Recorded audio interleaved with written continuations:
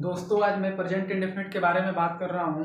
दोस्तों मैं यह यूट्यूब चैनल बनाया हूँ और मेरी छोटी सी एक कोचिंग है जिसमें छोटे छोटे बच्चे पढ़ते हैं। तो मैं प्रेजेंट इंडेफिनिट के बारे में कुछ आप सभी को बताना चाहता हूँ। अगर ये वीडियो आपको अच्छी लगे तो कमेंट में बताइएगा, तो मैं ऐसे ही वीडियो आप सभी को बनाता रहूँगा। और मैं बता दूँ कि आज मैं प्रेजेंट इंडेफिनिट के बारे में कुछ बात करूँगा। जो कुछ मेरे पास डिटेल्स है वो मैं आपको बताऊंगा। दोस्तों प्रेजेंट इंडेफिनिट का ये सूत्र है जिसको स्ट्रक्चर बोला जाता है। तो ये सब्जेक्ट प्लस V1 है और यस या यस प्लस ऑब्जेक्ट है और ये इसका पहचान है ता है, ती है, ते है। तो दोस्तों मैं बता दूं कि बहुत सारे बच्चों का ऐसे कहना होता है कि मेरे पास बहुत सारे बच्चे आते हैं तो पढ़ने, तो बताते हैं कि हमको ये नहीं समझ में आता है कि यस या यस क्यों लगता है और किसके साथ लगता है, ये समझ में नहीं आता है। तो ऐसे ही प्रॉब्लम बहुत सारे बच्चों को होगा, जो जिन भाइयों को अगर नहीं समझ में आ रहा होगा तो थोड़ा सा एक बार देख ले, शायद समझ में आ जाए।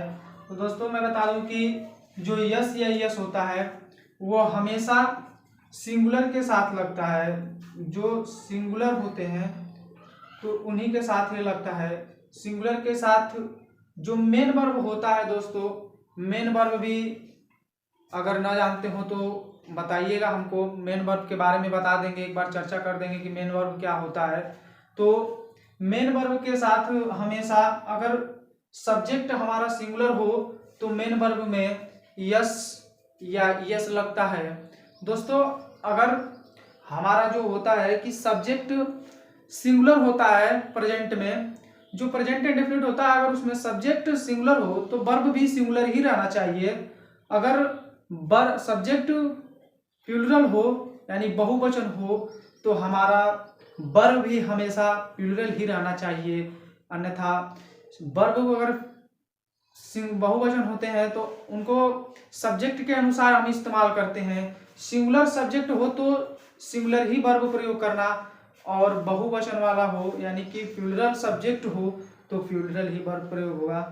तो मैं बता दूं कि अब यहाँ पे सब्जेक्ट जैसे हमारा यस होता है और ईएस होता है। दोस्तों एक बात है कि यस हमेशा कॉन्सोनेंट जो होते हैं, कॉन्सोनेंट एबीसीडी के जो अक्षर होते हैं और उनके साथ हमेशा वर्ब में यस प्रयोग होता है। और जो हमारे वोवेल्स होते हैं दोस्तों, वोवेल्स 5 होते हैं, जैसे ई, ए, ई, आई, ओ, यू, ये 5 हमारा जो होते हैं ये वोवेल्स होते हैं। वोवेल्स जिनको वोवेल्स बोलते हैं, और वोवेल्स यानी कि इसको हिंदी में स्वर बोलते हैं। ये जो होता है इनके हिसाब से लगता है। जैसे ही हमारा वर्ब जो होता है, अगर किसी भी वर्ड के यानी कि मेन वर्ब में अंत में हमारा ओ या तो ई आई ओ यू आता है तो वहां पे ईएस का प्रयोग करते हैं। अक्सर ज्यादा हमारे सेंटेंस में जो वर्ब होते हैं उनके अंत में ओ आई सबसे ज्यादा अधिकतर प्रयोग में आते हैं, तो वहां पे हम ईएस का प्रयोग करते हैं। और जो वर्ब प्लूरल होते हैं उनके साथ इसका प्रयोग नहीं करते हैं, हमेशा इसका प्रयोग सिंगुलर वर्ब के साथ करते हैं। जैसे मैं बता दूं कि अगर सेंटेंस हो कि राम पढ़ता है,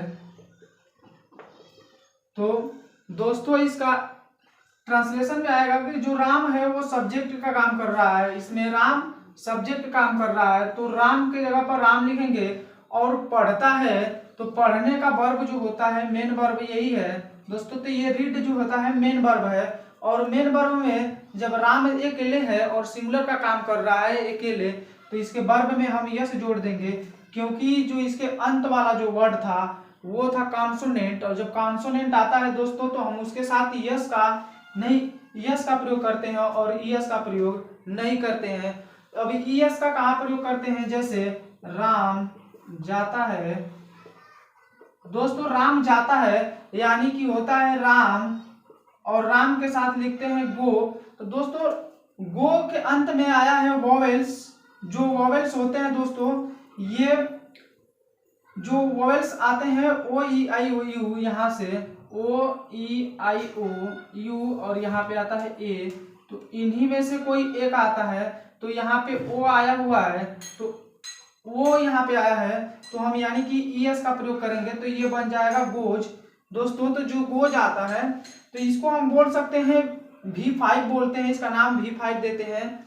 दोस्तों बहुत जगह लिखा जाता है मतलब V5, तो बहुत सारे लोग कहते हैं V5 कैसे बनता है। दोस्तों अगर हमारे प्रेजेंट टेंस में अगर कहीं भी वर्ब दिखाई देता है, अगर सब्जेक्ट सिंगुलर हो और अंत में देखा जाए कि ताते ती आ रहा है दोस्तों, तो हम मेन वर्ब में यस या यस चिपका लेते हैं।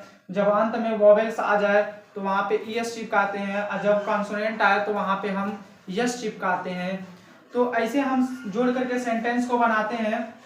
दोस्तों इंग्लिश ट्रांसलेशन करना बहुत आसान है, बट इसको डेली रूटीन में बोलना थोड़ा सा कठिन है। इसलिए मैं कहूँगा कि डेली रूटीन में इस टेंसों का प्रयोग करें, जो पढ़ें उसका डेली रूटीन में प्रयोग करें, ताकि अच्छी इंग्लिश बोल पाए।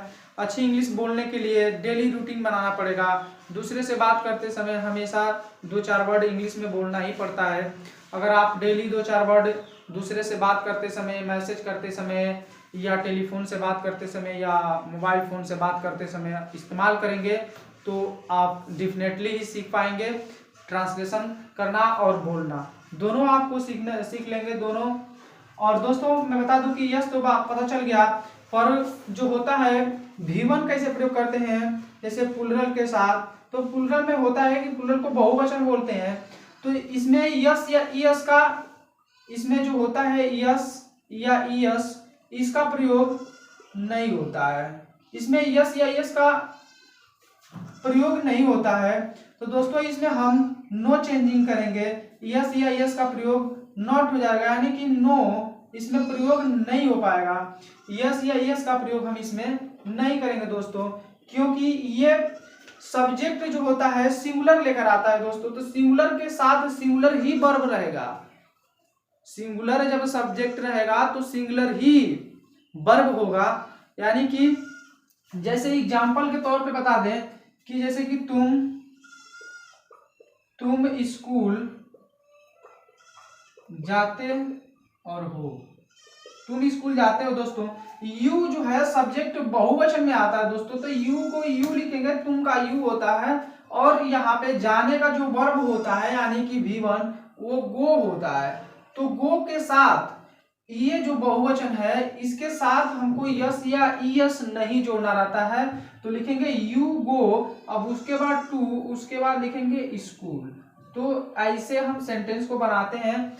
जब सब्जेक्ट हमारा प्लुरल हो तो मेन वर्ब में यस या ईएस नहीं जोड़ते हैं, और जब हमारा सब्जेक्ट सिंगुलर होता है तभी हम यस या ईएस जोड़ते हैं। और यस कब जोड़ते हैं, यस जब कॉन्सोनेंट आता है तब जोड़ते हैं, और ईएस अंत में मेन वर्ब के वोवेल्स आते हैं तो ईएस का प्रयोग कर लेते हैं।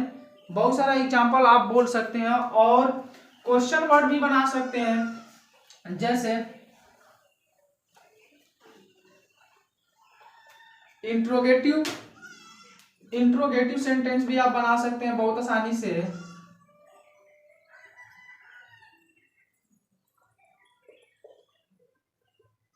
इंट्रोगेटिव सेंटेंस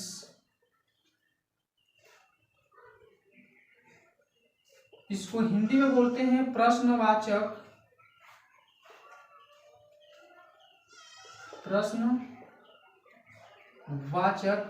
वाक्य। दोस्तों इसको हिंदी में प्रश्नवाचक वाक्य बोलते हैं इंट्रोगेटिव सेंटेंस को। तो इंट्रोगेटिव सेंटेंस में ये होता है कि इसका स्ट्रक्चर ऐसे बन जाता है कि सब्जेक्ट नहीं हो, इसमें पहले आता है डू या आता है डज, डू और आता है डज, डू डज आता है, और डू डज के बाद आता है सब्जेक्ट, और सब्जेक्ट के बाद आता है V1, और V1 के बाद आता है ऑब्जेक्ट, और प्लस आता है क्वेश्चन वर्ड। तो जब क्वेश्चन वर्ड ऐसे आता है तो ये इंट्रोगेटिव सेंटेंस बनाना बिल्कुल आसान है। इसमें बस सिंगुलर और प्लुरल देखना है। सिंगुलर और प्लुरल का पहचान हो गया तो बहुत आसान है। पहचान तो बिल्कुल वही रहेगा जो ता है, ती है, ते है, ये जो पहचान है वही रहेगा। दोस्तों क्या है कि डू या डज सबसे पहले प्रयोग होगा हेल्पिंग वर्ब के रूप में, जिसको हेल्पिंग वर्ब बोलते हैं, सहायक क्रिया के रूप में सबसे पहले प्रथम में प्रयोग आएगा। उसके बाद सब्जेक्ट, उसके बाद V1 और उसके बाद ऑब्जेक्ट प्लस अदर वर्ड। इसमें इंट्रोगेटिव सेंटेंस बनाते समय सारे जो कर्ता होते हैं सिंगुलर। क्या राम स्कूल जाता है, तो बोलेंगे सिंगुलर है सब्जेक्ट हमारा, तो लगाएंगे डज और डज के साथ लिखेंगे राम सब्जेक्ट, और वर्ब जो होता है इसमें गो, गो यानी कि वर्ब का पहला रूप, और इसमें आएगा टू और उसके साथ लगेगा स्कूल। तो ऐसे इंट्रोगेटिव सेंटेंस बनाते हैं। तो दोस्तों मैं बता दूं कि जो इंट्रोगेटिव सेंटेंस होते हैं, तो इंट्रोगेटिव सेंटेंस या अफर्मेटिव सेंटेंस बोलना आसान है, क्योंकि जो बहुवचन होते हैं उनके साथ हम बोलते हैं। जैसे क्या तुम पढ़ते हो, तो डू यू रीड। क्या तुम जाते हो, तो डू यू गो। जैसे बोलते हैं सब्जेक्ट के अनुसार, अगर सब्जेक्ट हमारा बहुवचन यानी कि प्लूरल है, जैसे सब्जेक्ट हमारा बहुवचन होता है, जैसे यू हो गया, दे हो गया और वी हो गया, और सारा जो है राम और श्याम ऐसे कुछ ले सकते हैं, सीता और गीता अनेकों नाम जोड़ करके बना सकते हैं बहुवचन। इन सब के साथ हमेशा डू का प्रयोग कर। आज मैं कुछ अंग्रेजी के क्वेश्चनों को ट्रांसलेट करवाऊंगा छोटे बच्चे से। देख रहे हैं कि ट्रांसलेशन कर पा रहा है कि नहीं, तो बताने के लिए तैयार हो? हाँ। चलो बताओ। मैं पढ़ता हूँ। I read. तुम क्यों पढ़ते हो? Why do you read? तुम कब पढ़ते हो? When do you read? तुम क्यों पढ़ना चाहते हो? Why do you want to read? तुम्हें खेलना चाहिए। You should play. तुम किसके साथ पढ़ते हो? With whom do you read? तुम्हें कौन पढ़ाता है? Who do you read? Teach. तुम्हें देखना चाहिए। You should look. तुम्हें पैसा चाहिए। You should money. तुम्हें हंसना चाहिए। You should love. और तुम हंसते हो। You love. और तुम पढ़ते हो। You read. तुम कौन हो? Who are you? तुम्हारा क्या नाम है? What is your name?